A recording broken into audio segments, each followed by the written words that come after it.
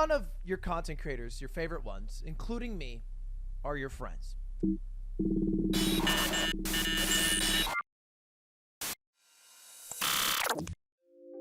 YouTube is a digital video sharing platform which enables any user from around the world to easily upload and engage with video content, all for free. YouTube to me would be a streaming video platform, but importantly it allows two-way communication. YouTube is an amazing tool. It helps us entertain. If I, for example, want to see how a tool works, I can refer to YouTube. It's easier to just view things. YouTube is a collection of corporate videos and amateur videos, and that's where we're at right now. Founded in 2005, YouTube has grown to become the second most visited website on the internet. Lizards. We're at Jonah's house today. What's up, guys? It's good. Story. Hello, everyone. It averages 2 billion monthly users. More than 1 billion hours of video content is consumed every day on the platform. YouTube has been the medium through which celebrities such as Justin Bieber, Shawn Mendes and Charlie Puth were discovered.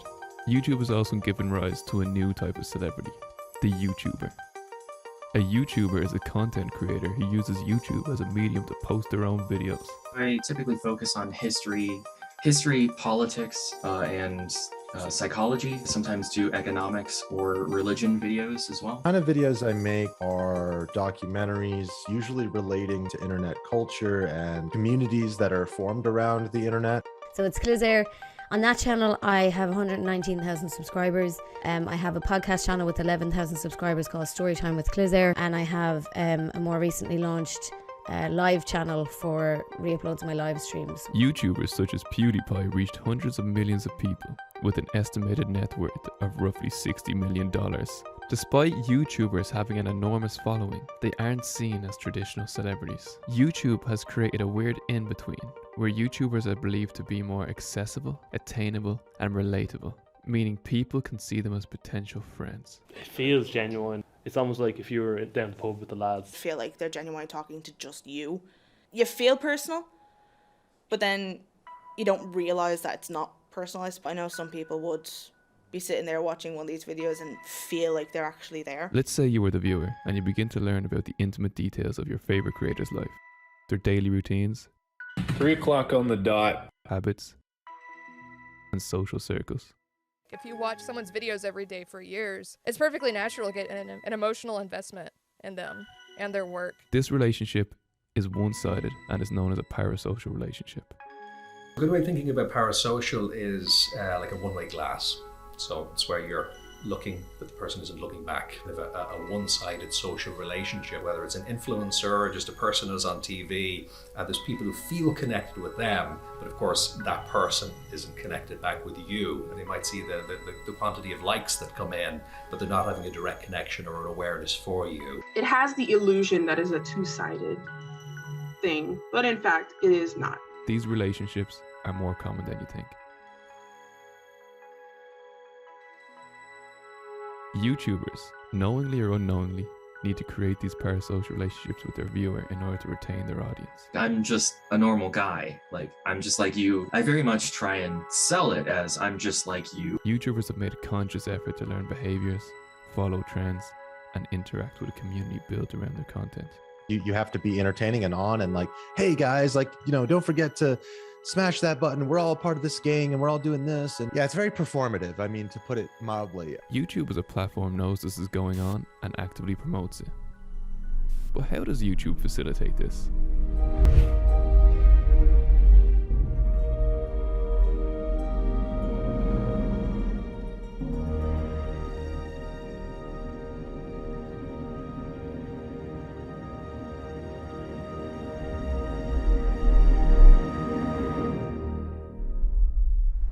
As mediated communication comes to dominate our everyday lives, people look to form relationships online. These relationships give viewers a sense of security, as they take place in a comfortable medium and minimize any feelings of social anxiety. Many parasocial relationships are based on what they call affinity. In other words, they're people that we feel that we would like to know them. Sometimes they're people we fancy. Sometimes they're people we're just fascinated by. We won't necessarily want to hang out with them, but they're very entertaining, so we enjoy watching them. One argument is that they're an inevitable consequence of media, in the sense that, although, as I say, that they aren't necessarily exclusively a media phenomenon, media intensify or make them possible, that they afford them in ways that make them proliferate. YouTube has an algorithm purpose-built to maximize viewer retention. 70% of YouTube users' watch time are videos from the recommended sidebar. This equates to about 700 million hours a day. To put that into perspective, that's about 29 million days worth of YouTube uploaded every 24 hours. All of this content is available to the viewer at the click of a button. These people who design these apps, they're so clever. They know what people are going to get hooked into or what's going to hook people in. And, I do think some of it is a bit of an addiction. A lot of these platforms want user interaction and engagement. Because if users do not engage with the content, these sites are going to die. I mean, they're not producing any content, we are. So engagement, I believe, is a very important bread and butter for them, because the more engagement they get, the more site usage and the more visibility they get, and the content gets visibility. I think one of the basic things that algorithms would be designed or tweaked in a certain way that they're going to attract user engagement. And I think that's very important.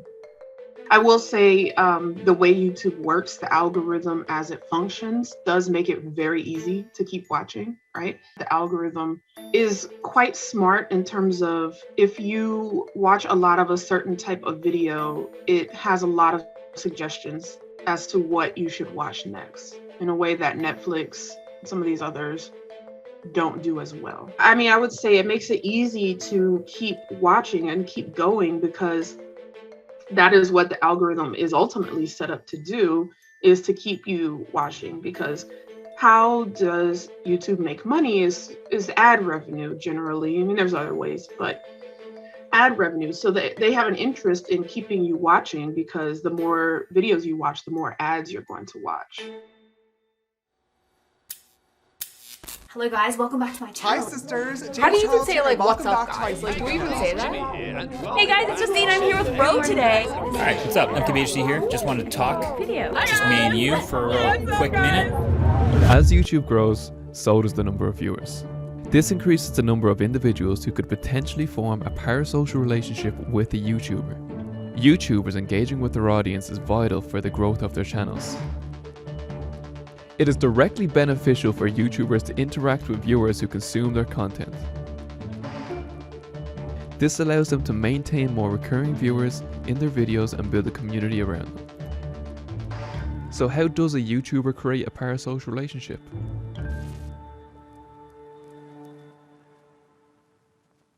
There is a vested interest in sort of developing these parasocial relationships to keep people coming back and watching more videos. Because at the end of the day, a lot of these YouTubers are doing this as a business.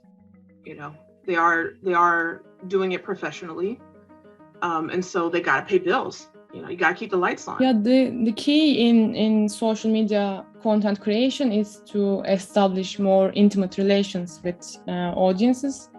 So forming intimacy is key in that sense. And how they do this is actually, so as YouTube says, like they broadcast themselves and they broadcast more intimate selves in a sense. For those creators, like they engage with their audiences and do Q&As, and they answer more private questions from the audience, because audience wanna know who that creator is, and so they kind of need to explain who they are in real life, what they like, what they don't like, etc. Vloggers believe that it is important to share one's life and feelings with others, even strangers, in order to exchange important information, develop interpersonal empathy, and establish profound human connections.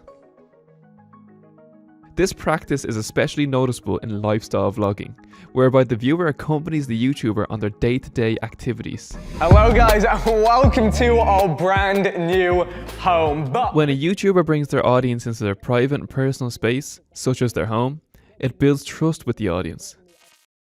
Often YouTubers will begin their videos with the same saying. Hello my loves, brothers, welcome back to the channel. Hi sisters, James Charles here and welcome back to my YouTube channel. This use of repetitive introduction builds brand continuity between all their videos. Hi sisters, James Charles here and welcome back to my YouTube channel. Doing this, the YouTuber is giving a name to their audience, which in turn creates a bond between the viewer and the creator. YouTube content creators who do this, purposely or subconsciously, do it to further their relationship with the viewer, making them feel like they are being directly talked to. Furthermore, engaging and building parasocial relationships. Very important aspect. That's the thing that creates a sense of community. So community is also very important. There's lots of research about it. The people don't only go there for watching YouTube videos, they also go there to read the comments because that's interesting. That also tells you like what's going on. So comments, likes, shares are very important. Influencers who have larger followings, a lot of the time they might have people who are actually working for them to do that interaction and to do their social media posts because they just don't have time to do everything. So yeah, I think it is really important because again they have to give across this illusion that they're interacting with everybody. They wouldn't know one follower from the next, but it's really important that they give across the illusion that there's a connection there. The direction of gaze is where the content creator is looking. Often the YouTuber will look directly into the camera lens. For the viewers, it appears that the YouTuber is looking directly at them, as if they are making eye contact through the screen. One of the things that human beings are really good at is the visual cues. We are visual beings, if we can say. Human beings can process images much faster than anything else, as we might generally understand. Also, seeing is believing. It might be cognitively demanding to read text and make sense of it. Then viewing a video, which is like what? Lots of images joined together makes a video. Videos are engaging. Research also tells us that videos are the most engaging in terms of all the other content that's out there. One argument is that from an evolutionary point of view, we're kind of primed to respond to, say, a human voice or an image of a human being. And so this kind of visual information we get from TV or a YouTube video or whatever. Well, I mean, it's a very clear image. It's a true image. You know, the camera doesn't lie too much. It's not surprising that we have an intuitive response to these stimuli as human beings. You know, we perceive it as real. It's got good reason to believe it is. And so it's only a short distance from there to actually having an emotional response and developing an attachment. It's important to remember that these people are doing this as a career. The persona that they put on is their business career, essentially. Just like, you know, you might act a certain way at work. This is how they're acting at work. It's not necessarily because they're trying to hide things. It's not necessarily because they're trying to, you know, do something nefarious. It's just how people are. And ultimately, yeah, they're trying to maximize revenue. Some YouTubers, you know, I think they will keep a persona on the screen that makes viewers feel comfortable as almost like a friendship, as almost, you know, this relationship that like, oh, we know each other, we're close with each other, we're friends. But that is where I think the performance comes in, is where it's like being a little bit deceitful for the sake of fostering those kinds of relationships. This is not all for just everyone having a good time. There's money to be made here. There's profits to be made. There's advertisers, you know. There's this idea that, oh, YouTubers or content creators don't really like what they're promoting and this, that, and the other. And that feeds into that because we're not actually allowed to be honest when we don't work well with the brand, because then we won't get future brand opportunities. Now advertising has changed, that people, they don't care as much about the brand story. They just want to know how the product is going to benefit them. Branding and advertising campaigns are extremely common in the professional world of YouTube. Only 10% off. This is a sponsored video.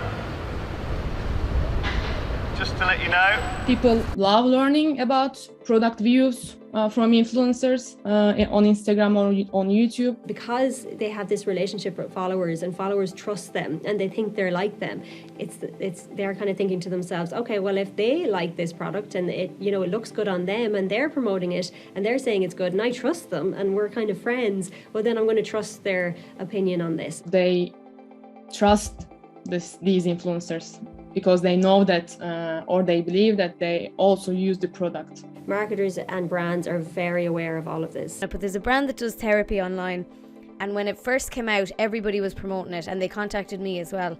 And like people I really respected, like Philip DeFranco, were promoting it. Hey, and awesome, brought to you by BetterHelp. BetterHelp, if you don't know, is the fantastic place where you can get affordable private online counseling. You get access to licensed, trained, experienced, accredited psychologists, marriage and family therapists, clinical social workers, and board licensed professional counselors. All you've got to do is This seems legit. Like, I see all of these massive established creators that I respect promoting it. And it turns out that there was a big scandal shortly after that because the therapists they were using weren't qualified.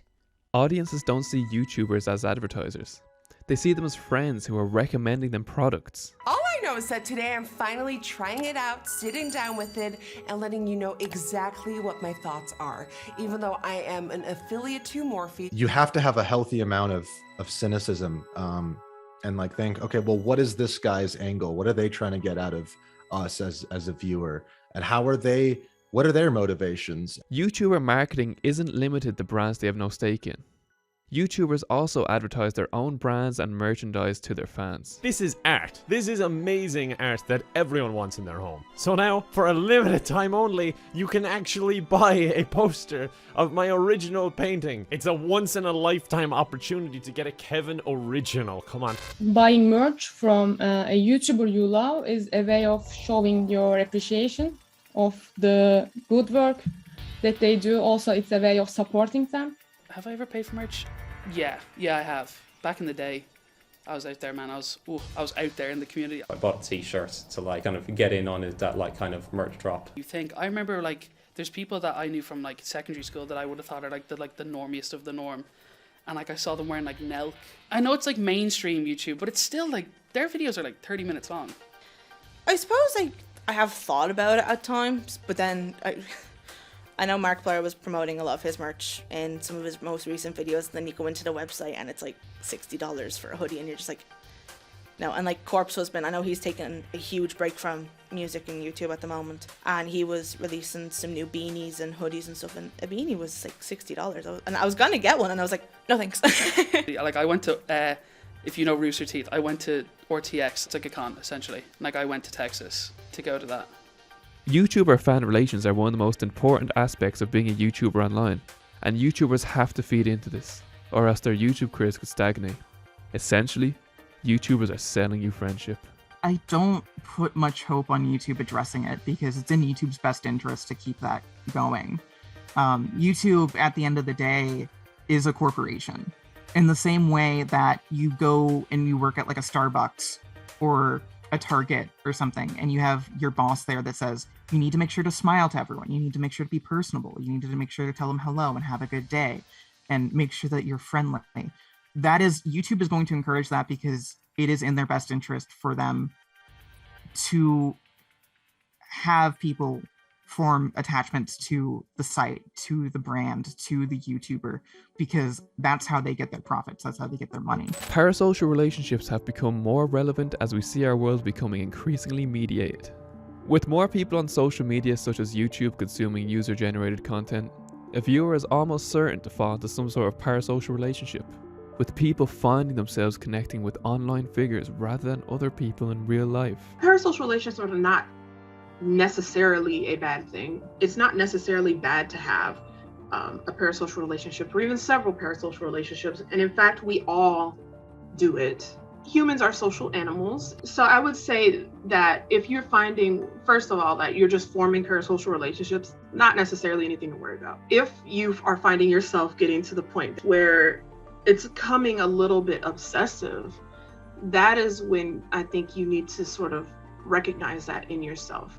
As parasocial relationships are asymmetrical and one-sided, there is a disconnect between these content creators and their most avid supporters. Even when fans try to interact with them, these content creators only see an avatar and a username. They genuinely do not know who their fans really are. Look, I have 1 million subscribers, but I don't know 1 million people in the world. I don't even think I know all my Facebook friends. All right, I don't even know all the people I follow on Twitter. How many people are you actually friends with? For me, it's like 20, 25. Parasocial bonds are the foundation of thriving YouTuber communities where individuals can interact with like-minded people. These communities genuinely give individuals a sense of belonging, meaning, and an opportunity for them to truly connect with other people. The value YouTube provides in breaking stereotypes, in understanding issues and people the way they are from their perspective, is gold. No medium, no platform does that. These YouTuber communities can enact change on a societal level, with many YouTubers using these communities as a force of good. Which is why we, along with hundreds of other creators, are launching Team C's. And for every $1 you guys donate like this, 1 less pound of trash will be in the ocean. And we want to remove 30 million pounds of trash from the ocean. Which is just so freaking audacious. This only happens if we all work together. Let's show the world that we want a clean ocean. YouTubers have the power to influence people's thoughts, behaviors, and actions. YouTubers can inspire change in individuals' lives by inspiring them to better themselves. The first step to pushing yourself out of your comfort zone is to start really small. However, the platform of YouTube allows for a new kind of parasocial interaction, something more complex. One where both content creator and the platform itself help foster more dynamic, potentially intense, one-way relationships. YouTube is not going anywhere anytime soon. With YouTube being here to stay, that means these dynamic parasocial relationships are also not going anywhere anytime soon. If the goal out of parasocial interaction is social interaction, it's probably the wrong way of going about it. I think the main thing is that people accept parasocial relationships for what they are, and they don't expect it to get anything else out of them. I don't see parasocial relationships going anywhere. Like, they're not going to disappear. What will happen is people will get a little bit more fluid in their understanding of what's going on. They'll become a little bit more critical of the relationships. But we always had, to borrow a bad word like this, there was always suckers. You could always twist somebody out of €5 or €10 or whatever by pretending to be their friend. So that part of humanity won't change just because it's mediated. It's a case of people need to be aware at the outset. Yes, it can be a perfectly benign and useful part of your life, but they're not necessarily their friend. That's how they make their living. Media literacy is really important. I think I see signs of that happening increasingly. People are not dumb. A lot of people are breaking those old structures that we had in place. And that's where social media is very revolutionary if we know how to use it. We've got the power. It's just that we don't know how to use it.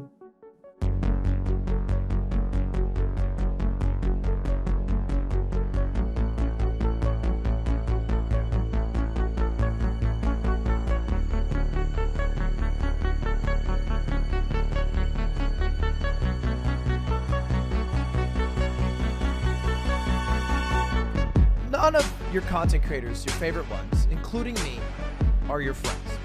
God, you guys, what's your problem? I'm not gonna add you. I'm not gonna write you. F off. We're not friends. You're a number for me. I'm sorry. I don't love you. I could tweet that I love you, but that's not true. You love me? That's very nice. You love the idea of me. You don't know me, but that's okay. It's called a parasocial relationship. It goes one way and is ultimately destructive. But please, keep buying all my shit forever.